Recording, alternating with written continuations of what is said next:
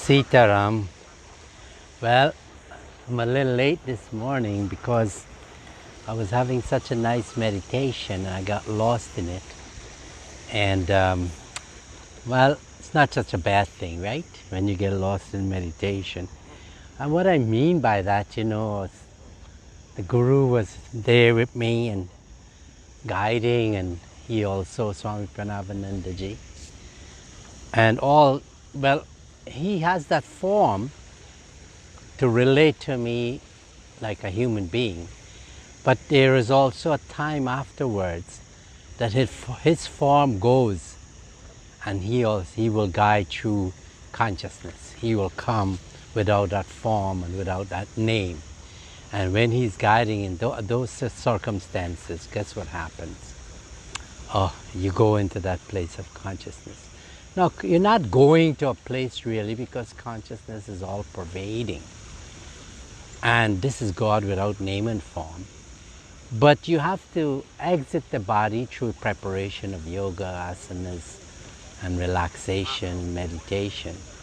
And then you will go, exit the body, leave the body behind, and then go into earth atmosphere. And then what happens in earth atmosphere? You start to transition into that state of no body, no mind, no intellect, and no ego. And when you go into space, the vastness, and go beyond the sun and our 9 planets around the sun, then you go in vastness of space. And then you go into that place where space doesn't exist anymore. The creation doesn't exist anymore. And what you have, consciousness. But it's that same consciousness, it's in creation in the form of the 5 elements. And let's honor them this morning. Mother Earth, we pray, oh Mother, sustain yourself. There's this global warming that is going on now. We see change in temperature, cyclone and hurricane, and weather changes in all parts of the world. So we have to be conscious of preserving Mother Earth. But remember, whatever was created has to be destroyed. So we try to do our best to preserve it. And the same thing with water. That water is going to be one of the commodities that is going to be very scarce or scarce. It's going to be one of those things that we've seen in India and deserts, how the females, they have to go and bring the water from far away. But it's getting worse here in America. The water level is dropping in the earth so badly. So this is caused by also, usage of water. And then fire. Fire is always there. Fire will never change. Fire is always powerful. And then air. Air is something that can be polluted. So it is part of the deterioration of what is created. And then there is space. Space is so subtle that we can't describe it, but yet it sustains all of us and all the other 5 elements. This is a little scientific explanation, but when we talk about consciousness now, it was never created and it cannot be destroyed. And this is what we hear all the time, that when someone dies, the pastor or the Punditji or the Swamiji will talk about this thing. That okay, the person's body falls off of consciousness, but his mind, with all the subtleties, the senses, are still traveling and waiting for a rebirth, because at the time of death, that designation, what body that soul will take, it's already designated. So this morning, these are things that we have to keep in mind. And when we go through this, well, let's sing a song, because songs are so important. And I like this Bhaja Govindam, because as Swamiji, it talks about the austerities that one should perform. And as we do that, we have our audience here in our mandir today. Look who we have as our audience. The geese, they're coming forward and they're listening. Anyway, this mandir the murtis of the 5 elements, earth, water, fire, air, and space. And you know, this is what Krishna Bhagavan is talking all about in Gita, and the realized souls, that learn from nature, you know, learn from creation, because this is the lessons, the greatest lesson. And when we look at what is around us, how nature is so peaceful, and we have to be peaceful like that too. So let's sing this song. Dinamapi rajini sayama prata shishira basanto punarayata kala krirati gachastayo starapina munchatyashavayo bhaja govindam bhaja govindam bhaja govindam muramate prapti sannehite marane nahi nahi rakshati dukrin karane.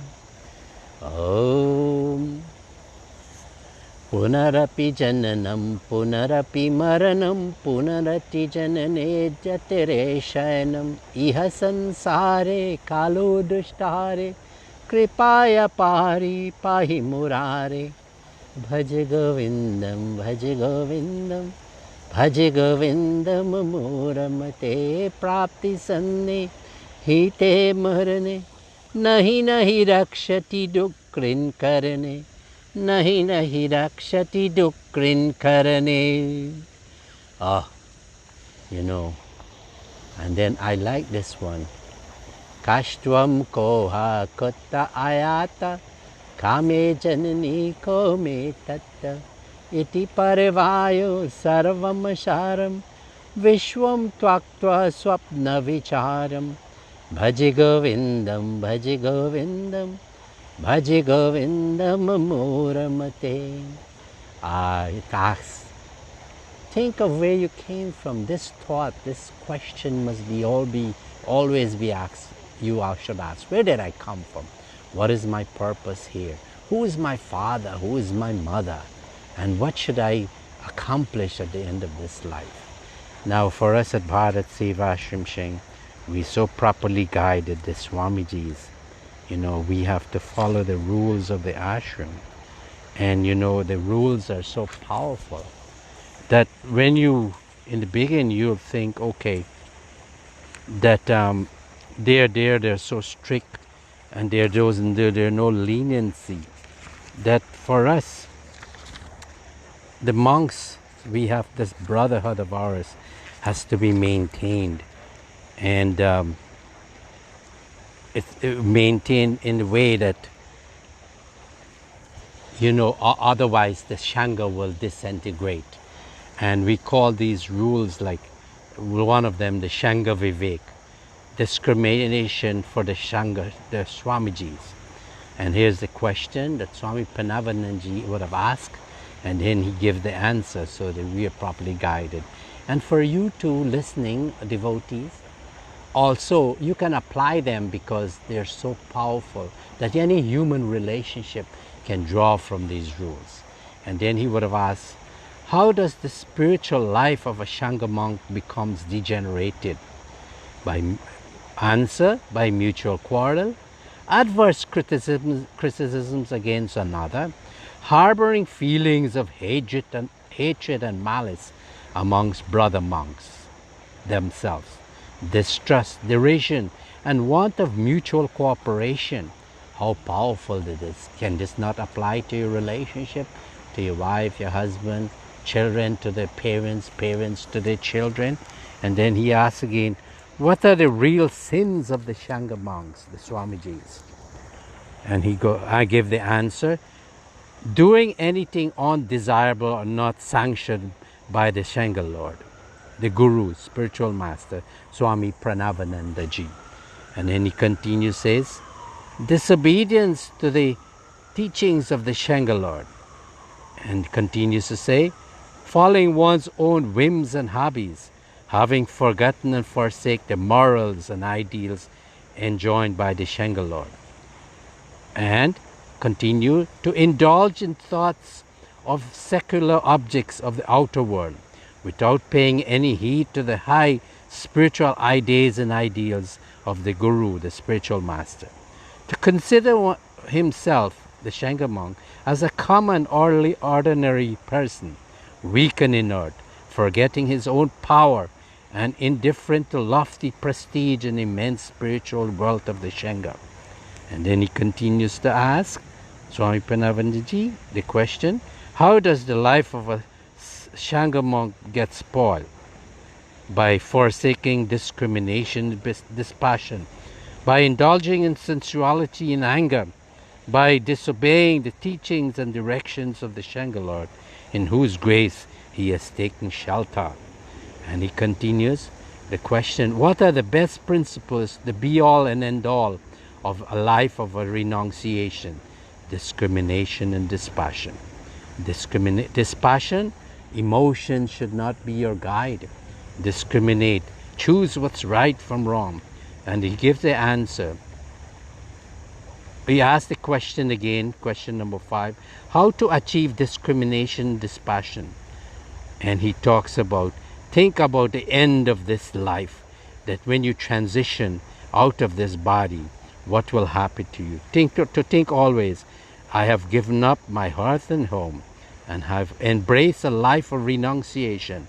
I am to live a life of self-control and self-discipline by subduing the passions. I have been devoted to observing the rules of the Shanga. And so this is like rules for the Swamijis, because this will give you an idea this life of a Swamiji, the life of a monk. And today I want to implore on you that whatever rules that you have to follow, whether you're a student or you're a grihastha or you're in Vanpras or you're in sannyas. And sannyas is not merely wearing the robe, but it's the last stage of our life. Because all these stages of life are gearing us for moksha and our liberation. You know, we shouldn't be living life haphazardly. You know, otherwise what will happen? We'll be tossed and turned, and with our minds tormented by what is going on around us. You know what is happening in America, COVID, unrest, and then hurricane and cyclone. And I listen to it, I see the news a little because of the United Nations, I have to keep abreast of it. But when I listen to it, and when you do the meditation, all of that comes out of you, and you're free. Like this morning, I was in that state where I was, you know, in this state of pure consciousness. And I can't say I am doing this. It is all the power of the Guru, Swami Parameshananda. Today, let's do adoration to the Guru. Dhyana Moolam Guru Murti, Puja Moolam Guru Param, Mantra Moolam Guru Vakyam, Moksha Moolam Guru Kripa. You know, I have so much love for anyone who is spiritual masters. Swami Parameshananda, Lord Shiva, look at this lingam. It is the symbol of peace and tranquility, steadiness, beautiful sound that is coming out from this lingam, and it's so refreshing. This is Lord Shiva. It makes you contemplate. It puts you in a place of peace and tranquility, introspection. And I think of the Buddha, how he transitioned, and how soldiers should look at the Buddha, how he had everything. He was a prince and protected from the outside world. But when he saw the outside world, the chance that he go, and then he decided, no, all this luxury as a prince, lacking of nothing worldly, but he gave it up and he did austerity and became the Buddha, the enlightened one. You householders, this is lessons for that. And then the Christ, he came and, you know, Immaculate Conception, as you might want to say. And then he went through his life in that purity, and he established the Christianity. But remember, all religions, when you read about the gods and goddesses from the book, you're not getting who they are. The only way you can understand who's the Christ or the Buddha or Parameshananda, Shiva or Krishna is when you sit down and you do meditation. After you make preparation of serving the world, then you get understand who these great incarnations are. So this morning, let us do some meditation and let's look at this beauty of this place. It's not bright today, the sun has come up, but we know it's there. Let us enjoy and do some meditation. Join me, please. Om Sri Guru Shivaya Namah. Om Sri Guru Shivaya Namah. Om Sri Guru Shivaya Namah. Om Sri Guru Shivaya Namah. You know, I'm glad that you've joined me, and keep telling your friends. Let them get this feeling of freedom, very close to the moksha, because here now we have no impediments to take us away from our moksha. Tell your friends and let them join. Share this bliss with others. Oh, Hari Om, Shanti, Shanti, Hari Om. Continue doing your meditation, please. Don't give up. This is your opportunity.